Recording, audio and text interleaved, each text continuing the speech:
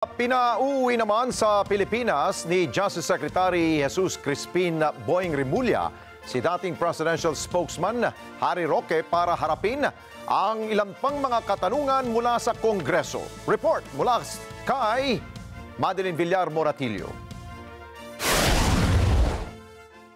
Hinamon ni Justice Secretary Jesus Crispin Remulla si dating presidential spokesperson Attorney Harry Roque na bumalik na sa Pilipinas at harapin ang mga aligasyon laban sa kanya. Harapin niya yung kung ano man ang sinasakdal sa kanya.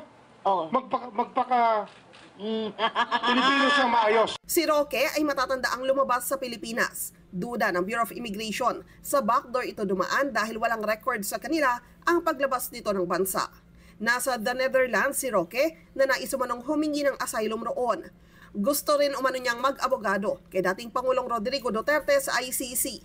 Pero una nang sinabi ni Vice President Sara Duterte na hindi magiging parte ng defense team ng dating Pangulo si Roque para maiwasan ang komplikasyon.